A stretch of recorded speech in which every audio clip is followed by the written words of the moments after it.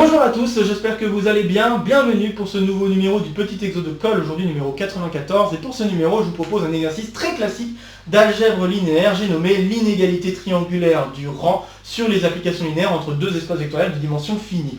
L'énoncé exact est le suivant. Nous avons E et F, deux cas espaces vectoriels de dimension finie. Et on aimerait montrer que pour n'importe quelle paire d'applications linéaires qui vont de E vers F, le rang de la somme de ces applications linéaires est inférieur ou égal à la somme des rangs. Et puis on va également chercher à déterminer des conditions nécessaires et suffisantes pour avoir égalité dans cette inégalité. Cet exercice peut très bien s'attaquer en première année de classe préparatoire. Il faut vraiment avoir les bases d'algèbre linéaire pour pouvoir attaquer cet exercice, les notions de dimension, tout ce qu'il faut savoir sur les dimensions d'espace vectoriel, et bien évidemment les notions d'image et de noyau, étant donné que le rang d'une application linéaire, par définition, c'est la dimension de l'ensemble image donné par l'application linéaire en jeu. Voilà, vraiment, la base de chez base est suffisante pour pouvoir attaquer cet exercice. Alors bien sûr, j'inviterai les premières années de classe préparatoire qui voient cette vidéo de se faire un peu la main sur des exercices d'algèbre linéaire avant d'attaquer cet exercice, car je pense qu'il faut quand même un peu de recul pour pouvoir attaquer cet exercice. Mais sinon, je pense que c'est tout à fait atteignable en première année de classe préparatoire. Bon voilà, maintenant que j'ai parlé du niveau, j'ai pas grand chose à ajouter sur l'exercice lui-même, mais par contre j'ai quelque chose de très important à ajouter sur les alentours de cet exercice, et notamment quelques petites conséquences de cet exercice.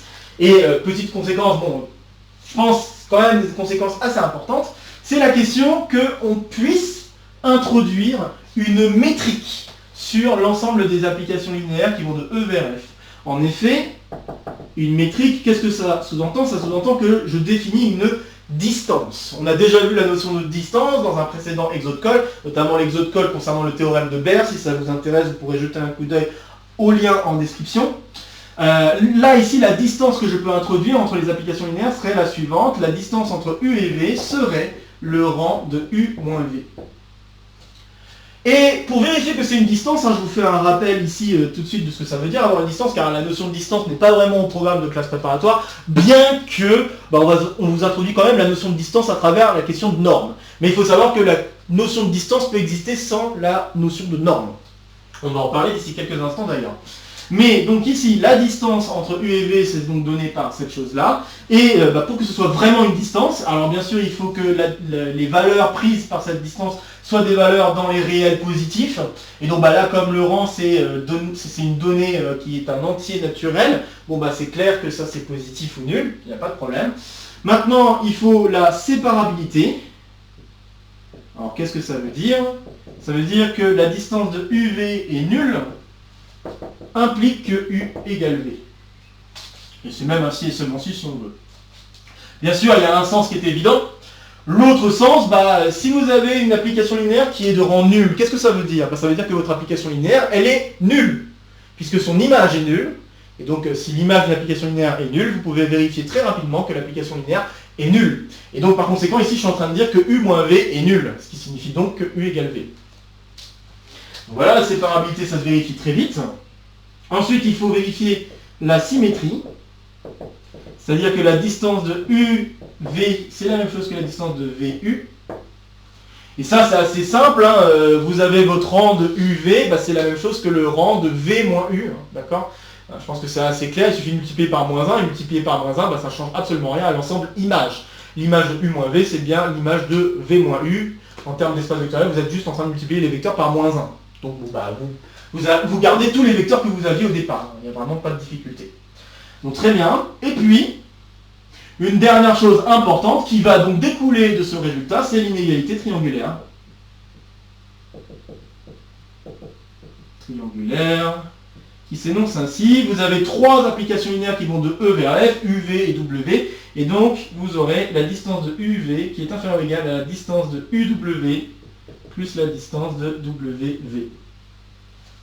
Et ça se démontre assez facilement à partir de l'inégalité qui est au-dessus. Il suffit de remplacer U par U moins W et V par W moins V, et vous avez gagné. Alors, je vous laisse vous amuser à l'écrire, ça va tout seul.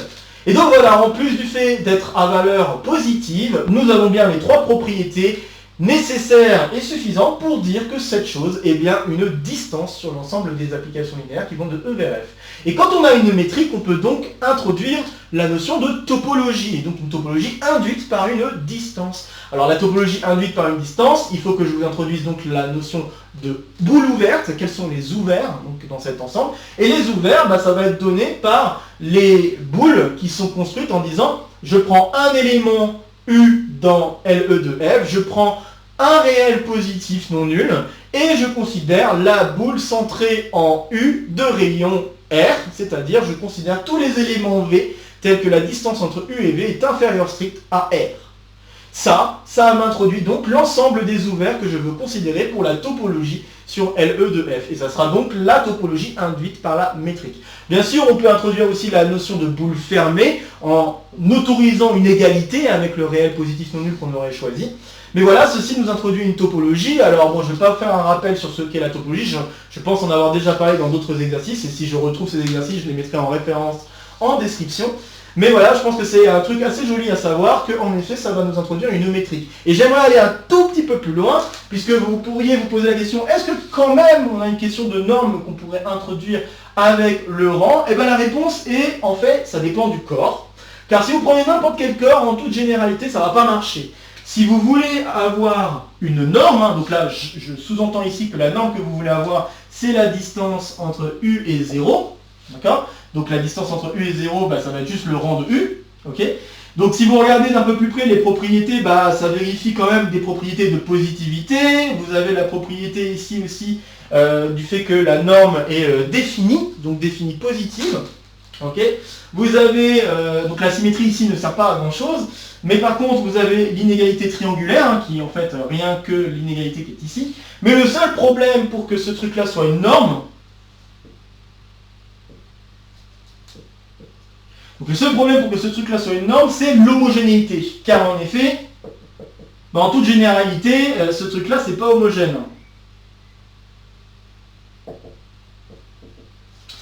Et en effet, si vous faites le rang de lambda U, en toute généralité, si lambda est non nul, ça c'est égal au rang de U. D'accord, ça découle très vite, encore une fois, par rapport à l'image de lambda U. Vous êtes en train de multiplier tous les vecteurs par un lambda non nul. Vous pouvez rediviser par lambda, vous retrouvez tous les vecteurs qu'il faut. Donc il n'y a vraiment aucune difficulté à vérifier qu'en effet le rang de lambda U, quand lambda est non nul, c'est égal au rang de U. Et comme lambda, ça peut être une valeur différente de 1, et bien malheureusement, en toute généralité, on n'a pas l'homogénéité, donc ça veut dire qu'on ne peut pas faire sortir la valeur absolue de lambda. Par exemple, si on travaillait dans les réels, vous pourriez multiplier par 1,5, et une explication très rapide, c'est que le rang ne prend que des valeurs entières. Donc ça, pouf, terminé. Mais dans des cas où, par exemple, on travaille dans un corps Z sur PZ, là, si P est plus grand strict à 2, et on va y venir dans quelques instants, pour P égale 2, mais si P est plus grand strict à 2, alors, là, encore une fois, on va avoir un problème pour faire sortir le lambda, puisque, on ne va pas multiplier par 2 ou par 3 le rang. Ça, j'espère que c'est assez clair. Mais par contre, en effet, je commençais à dire que si on travaillait dans le corps FP, donc F2, d'accord ? Donc là, ça marche, mais du coup, donc c'est pas homogène. Pas homogène, sauf si le corps, c'est le corps à deux éléments. Vous êtes sur 2L. Car dans ce cas-là, le choix du scalaire, et c'est pour ça que c'est important quand même de faire attention sur quel corps on travaille. Donc si on travaille dans n'importe quel corps, en toute généralité, on n'a pas l'homogénéité, mais par contre, si on travaille dans ce corps à deux éléments, où il n'y a que 0 et 1, donc, quand vous multipliez par 0, le rang de U, le rang de 0 fois U, c'est le rang de 0, donc ça donnera 0, et c'est bien 0 fois le rang de U, tout va bien. Et puis lambda égale 1, ça va faire une fois le rang de U, et dans ce cas-là, ça marche aussi. Et donc, dans ce cas-là, on a une norme. En effet, donc du coup, cette application-là deviendrait une norme pour l'ensemble des applications linéaires qui vont de E vers F. Et cette norme, elle est largement utilisée dans le cadre des codes correcteurs. Donc les codes correcteurs, c'est les choses qui apparaissent, par exemple, quand on veut créer des CD et qu'on veut faire en sorte que s'il y a des rayures sur le CD soit capable, encore une fois, de vous redonner les données sans perte. Donc c'est-à-dire par exemple un film, le film il ne va pas se couper en passant sur une rayure parce qu'il y a du code suffisant en plus pour pouvoir corriger l'erreur, d'où code correcteur. Donc quand on travaille dans ce cadre-là, des codes correcteurs, alors travailler dans ce cadre-là, F2, ça fait tout à fait sens parce que les données informatiques, c'est toujours des données binaires, hein, en tout cas très souvent des données binaires. Bon après, il y a aussi les cas hexagonaux, etc. Ça, je ne vais pas en parler. Mais ici, je parle vraiment du cas particulier où on travaille avec des binaires. Et donc, quand on travaille avec des binaires, ça fait tout à fait sens de travailler dans ce type de corps. Et donc, travailler dans ce type de corps, ça nous permet d'introduire cette distance qui est très très utile donc, pour tout ce qui est code linéaire, code correcteur, toutes ces choses-là. Voilà, je vous ai fait une petite ouverture sur ce sujet. J'espère que ça vous aura piqué la curiosité. Si vous voulez aller jeter un coup d'œil à d'autres notions autour de ça, vous voyez, tapez code correcteur sur internet et vous verrez pas mal de trucs intéressants. Hein, c'est lié à la distance, alors si ma mémoire est bonne, ça s'appelle la distance de Henning ou quelque chose comme ça. C'est lié à ce genre de choses, ce genre de distance. Donc voilà, si ça vous intéresse, vous pourrez aller jeter un coup d'œil à des cours, en fait, on en trouve des notes de cours sur les codes correcteurs, ça peut être tout à fait utile. Bon voilà d'avril pour cet aparté un peu long, mais je pense que c'était quand même assez utile de vous donner une vue d'ensemble de conséquences qui sont liées à cette inégalité triangulaire pour le rang. Et donc maintenant, je vous invite à faire une pause sur la vidéo pour essayer de résoudre l'exercice énoncé au départ par vous-même avant que je ne vous donne une résolution. J'espère que vous aurez essayé, je pense que c'est un très joli exercice, et c'est vraiment pas un exercice très difficile en soi. Hein. Vous allez voir dans quelques instants que ça se fait très vite. Là, disons la partie un peu difficile, c'est quand même le cas d'égalité. Mais sinon, le cas d'inégalité, ça se fait quand même très rapidement. Alors, voyons tout de suite comment on démontre l'inégalité.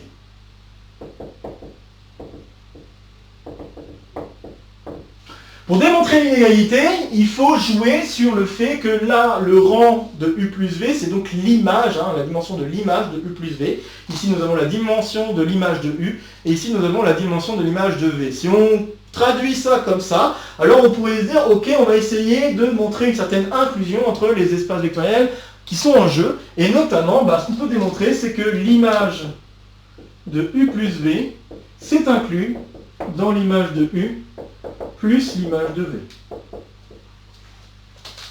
Et ça, c'est une inclusion très, j'ai envie de dire, évidente, car en effet, si vous prenez, je vais le faire juste à l'oral, si vous voulez prendre des notes, donc, je prends un élément dans cette image, je sais qu'il va s'écrire U de X plus V de X, et donc, par conséquent, c'est gagné, U de X est un élément de im de U, V de X est bien un élément de im de V. Attention, l'inclusion ne marche pas dans l'autre sens. Dans l'autre sens, vous auriez ici un élément qui s'écrirait U de X, et ici un élément qui s'écrit V de Y. Donc ça ne peut pas s'écrire comme U plus V de un vecteur fixé. Attention, le vecteur qui apparaît ici pour U de X et V de Y, les X et Y qui sont en jeu, sont en général distincts. Il n'y a aucune raison pour laquelle ce serait égal. D'accord? Donc attention, l'inclusion dans l'autre sens est fausse en toute généralité. Mais cette inclusion-là est toujours vraie. Voilà. Donc, je vous ai fait ça vite fait à l'oral. En tout cas, je vous ai donné suffisamment de détails pour vous faire comprendre les choses. Donc vraiment, n'hésitez pas à prendre des notes au besoin. Donc ça marche. Et maintenant qu'on a ça, vous écrivez la conséquence en termes de dimension. Ça veut dire alors que la dimension de l'image de U plus V, qui correspond finalement au rang de U plus V, est inférieure ou égale à la dimension de l'image de U plus la dimension, plus l'image, de V. Et puis là, vous voulez plutôt avoir dimension de l'image de U et dimension de l'image de V. Donc normalement, vous devriez penser à une inégalité très classique, l'inégalité des 4 dimensions, ou dite également inégalité de Grassmann. Donc inégalité des 4 dimensions vous permet de dire que vous avez dimension de im de U plus dimension de im de V moins dimension de l'intersection. Alors je n'ai pas trop la place, donc je vais le mettre un peu en dessous. Donc, moins dimension de im de U inter im de V. Voilà, donc ça c'est le théorème de Grassmann, d'accord, ou l'inégalité des 4 dimensions. Et donc une fois qu'on a ça, alors vous pouvez constater que cette dimension elle est toujours positive, donc vous êtes en train de soustraire un truc positif à la somme que vous voulez. Bon c'est clair que ce truc là est donc inférieur ou égal à la dimension de im de U plus la dimension de im de V. Et donc vous concluez, en effet, que le rang de U plus V est bien inférieur ou égal au rang de U plus le rang de V. Et voilà. Vous voyez, démontrer l'inégalité, c'est vraiment pas difficile du tout, c'est du mécanisme assez élémentaire sur les applications linéaires. Maintenant, la question, c'est le cas d'égalité.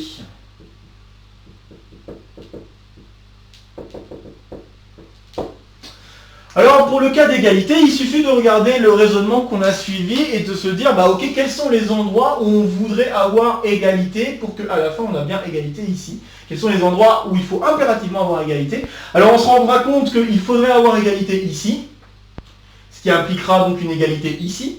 D'accord? Donc il faut avoir égalité ici, et il faut également avoir égalité au moment où on passe dans cette dernière inégalité ici, en faisant disparaître cette dimension de im de u inter im de v. Donc on a deux choses à respecter. C'est l'image de u plus v doit être égale à l'image de u plus l'image de v, et on doit avoir que l'image de u inter l'image de v, eh bien, ça, c'est réduit à 0. Donc 0, f, bien sûr. Alors, vous pourriez me dire, ça y est, c'est bon, j'ai donné les conditions nécessaires et suffisantes, mais moi, j'ai envie d'aller un tout petit peu plus loin dans l'interprétation. Car, généralement, dans les exercices un peu poussés, on aimerait une interprétation un petit peu plus claire de ce qui se passe ici. Puisque, bon, là, dire que l'image de u plus v par rapport à l'image de u plus l'image de v, bon, ça nous aide peut-être pas trop à voir qu'est-ce qui se passe exactement. Le seul truc qu'on peut affirmer par rapport à la deuxième propriété, c'est qu'on a une somme directe. Alors moi, ce que j'affirme, c'est qu'on peut changer donc la condition qui est au-dessus par le fait que la somme des noyaux donne E tout entier. Et donc, c'est ce qu'on va chercher à démontrer. J'affirme qu'en fait, on peut se ramener au cas où E est égal à ker de U plus ker de V. Et puis, bien sûr, encore une fois, on va garder l'intersection des images comme étant égale à 0f. Alors on va chercher donc à démontrer qu'en effet, si on a ces égalités, donc si on a ce truc-là, alors on a ce truc-là, et puis une fois qu'on a réussi à démontrer dans un sens, il restera à montrer dans l'autre sens. Alors montrons-le dans un sens. Montrons alors que E est égal à ker de U plus ker de V. Bon, alors pour pouvoir se faire, ce qu'on va se poser comme question, c'est, je peux prendre un x, donc soit... Donc là je vais d'abord montrer le sens direct.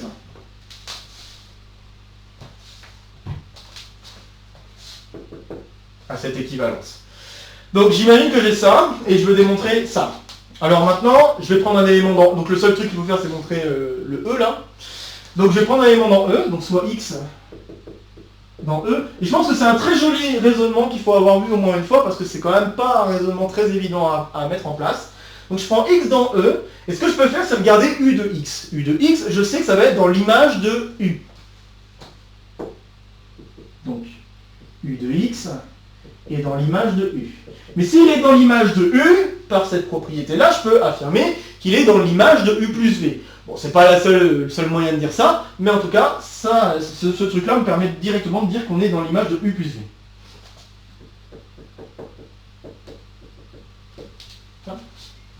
Bon, je pense que là, l'inclusion, je suis en train de réfléchir, mais je pense que l'inclusion, j'ai vraiment besoin de l'égalité, parce que sinon, je pourrais pas vraiment dire que le U de X, c'est bien un U de X plus un V de X. Ça serait pas vrai en toute généralité, bien sûr. Enfin, je pourrais pas écrire U de X plus V de X, bien sûr, parce que V de X n'est pas forcément nul, mais c'est pas si évident de voir que, en effet, U de X plus V de quelque chose, comment dire, que ce U de X peut se réécrire comme U de quelque chose plus V de la même chose, d'accord? Donc cette inclusion, elle vient de l'égalité. Je pense que j'en ai besoin.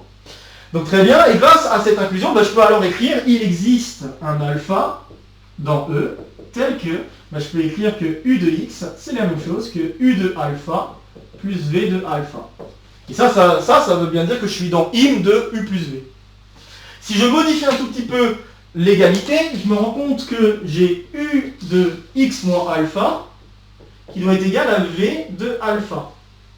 Problème, ou pas, ça va nous permettre d'avancer. Nous savons que l'intersection entre les deux images est réduite à 0. Donc ça signifie que vous n'avez pas trop le choix. Ça veut dire que ce truc-là vaut 0.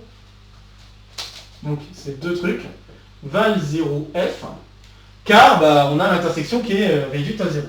Car im de u inter im de v est réduit à 0f. Ainsi, on conclut que x moins alpha est dans le noyau de U et que alpha est dans le noyau de V. Alors, je vais effacer ici.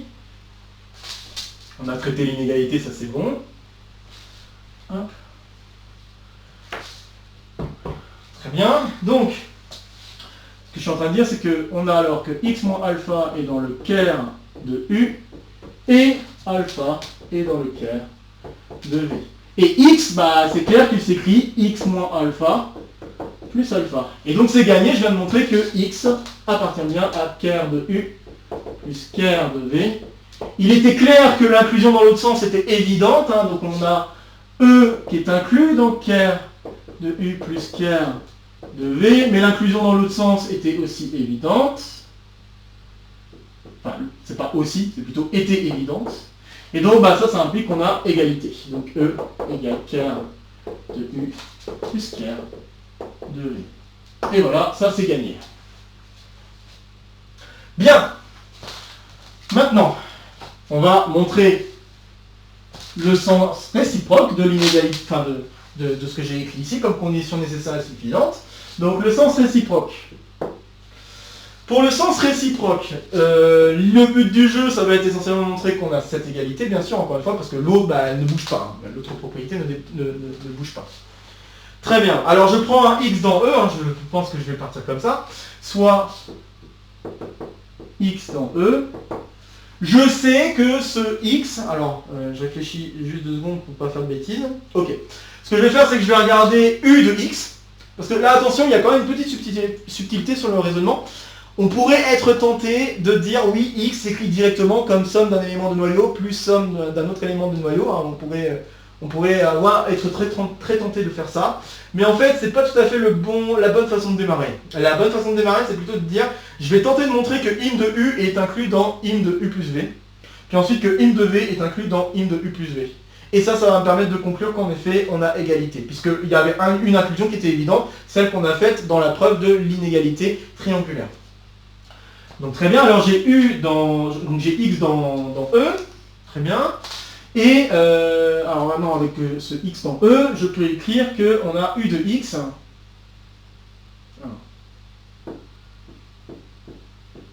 U de x qui est dans im de u. D'accord, très bien.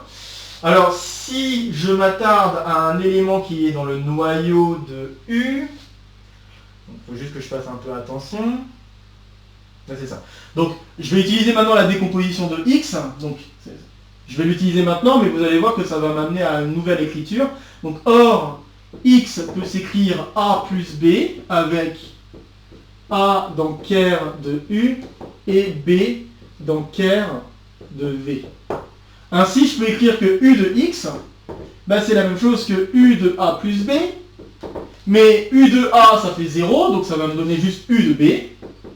Mais comme b est dans le noyau de v, rien ne m'empêche de l'ajouter dans cette expression. Donc ça, c'est la même chose que u de b plus v de b. Et là, c'est gagné, je suis bien un u plus v de quelqu'un. Donc ça me permet de conclure qu'en effet, on est bien dans im de u plus v. Donc là, je viens de démontrer que im de u est inclus dans im de u plus v. Par un raisonnement analogue, hein, ça vient juste de la symétrie du raisonnement, on peut échanger le rôle de u et v. Donc par symétrie du raisonnement,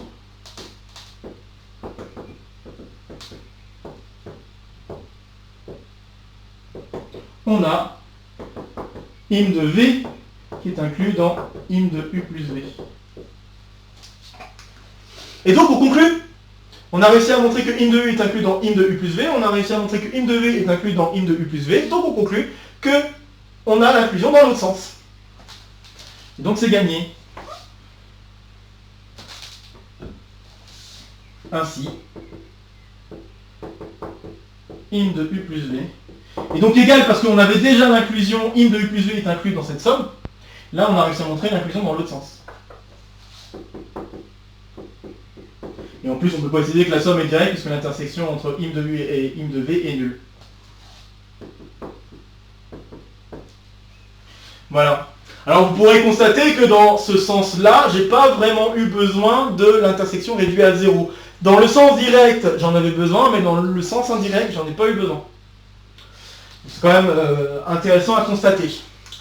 Bon voilà, très bien. Et comme on l'a déjà dit, hein, le cas d'égalité se fait à condition qu'on ait ces deux égalités. Comme je viens de montrer que ces conditions sont équivalentes à ces conditions, alors avoir ces conditions me donne en effet le cas d'égalité. Et ceci me permet donc de conclure l'exercice. Bien sûr, on pourrait amener d'autres interprétations. Alors, il en existe une d'interprétation utilisant la transposition des applications linéaires, juste pour le dire. En utilisant la transposition des applications linéaires, on pourrait montrer qu'en fait, il nous faut que les intersections d'images aient réduit à 0, mais aussi l'intersection des images des transposées sont réduites à 0. C'est pas quelque chose de très évident, mais c'est quelque chose qui est lié à l'espace dual. Il faudrait étudier l'espace dual, donc l'espace des formes linéaires sur E et l'espace des formes linéaires sur F, et la transposition, juste pour en dire quelques mots, moi là je commence à parler de ça, mais la transposition, juste pour en dire quelques mots, c'est l'application suivante, pour les applications linéaires. Donc, vous avez U qui est dans L de EF, et cela va induire transposé de U, qui va appartenir à L de F étoile, E étoile, où F étoile et E étoile sont les espaces duaux à F et E respectivement. Et ce U transposé s'écrit comme ceci. Donc si je l'applique à une application linéaire qui va de F vers K, alors ça, je peux le transformer en phi rond U. Voilà. Donc c'est ça, en fait, la transposition d'une application linéaire. Et ce que je suis en train de dire, c'est que la question des noyaux, que j'ai réécrite tout à l'heure, ça peut se traduire en disant bah, l'image des transpositions. Voilà, donc je vais l'écrire. On a l'image de transposé de U interne, image de transposé de V, qui est réduit à 0. Donc là c'est 0 en termes d'application linéaire, donc là c'est en termes d'application de forme linéaire de E vers, donc là c'est E étoile, de E vers K.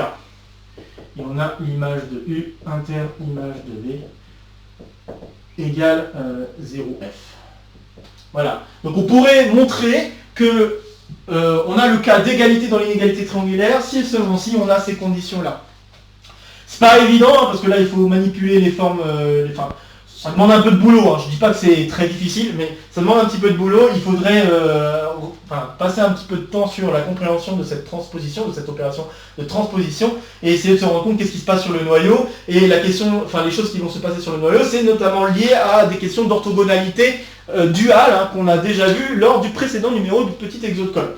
Donc il va y avoir des liens avec ce genre de choses.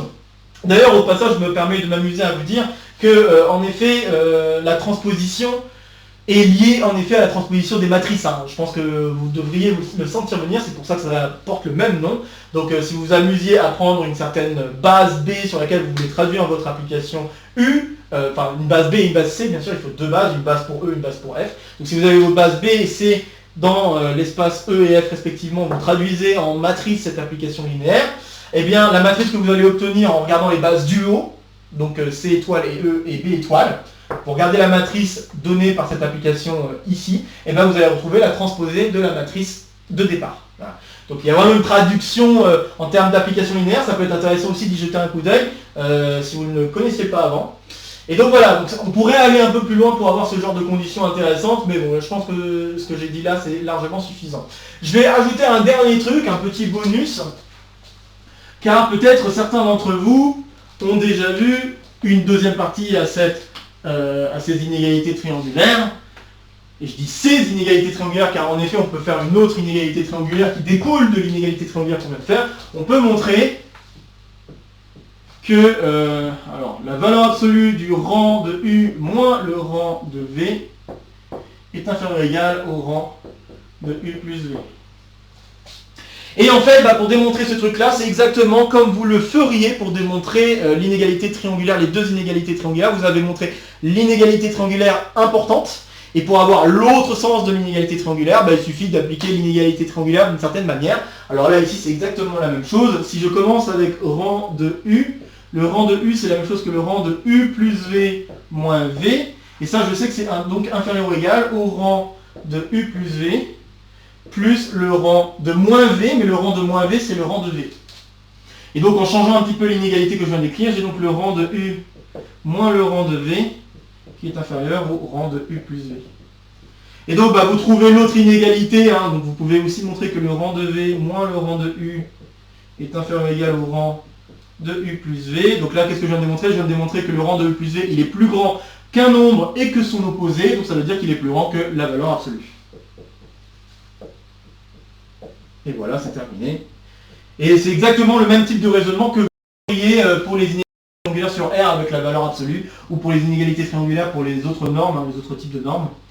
Donc voilà, c'est vraiment, il n'y a pas de difficulté particulière, mais je voulais vous en parler parce que bon, bah, c'est très souvent l'exercice complet qu'on propose de montrer l'inégalité triangulaire dans ce sens, mais aussi de montrer l'inégalité triangulaire dans l'autre sens, et vous voyez que ça découle très vite. Et bien sûr, les conditions d'égalité sont les mêmes, hein. Les conditions d'égalité sont un peu les mêmes, puisqu'il faut pouvoir appliquer l'inégalité triangulaire dans ce sens. Alors bien sûr, ça ne va pas s'écrire tout à fait de la même manière, mais quand même, il y a des trucs assez similaires, hein, sur les égalités qu'il faudrait obtenir en termes d'espace vectoriel pour avoir l'égalité dans cette inégalité triangulaire. Bon voilà, moi je pense en avoir dit suffisamment sur cet exercice, hein, quand même, ça fait beaucoup de choses à encaisser, j'espère que ça vous aura plu. Donc comme d'habitude, n'hésitez pas à laisser en commentaire vos questions, vos remarques, vos retours concernant cet exercice. N'hésitez pas à partager cette vidéo si vous connaissez des camarades qui seraient intéressés par cette vidéo ou par le contenu de la chaîne de manière plus générale. Ici, ça sera pour me soutenir, ici, ça sera pour vous abonner, n'oubliez pas d'activer la clochette. De nouvelles vidéos vont se proposer à vous pour continuer à faire le tour de la chaîne. Sur ce, je vous retrouve prochainement pour de nouvelles aventures mathématiques. Bonnes vacances d'été, profitez-en et à très bientôt. Salut à tous!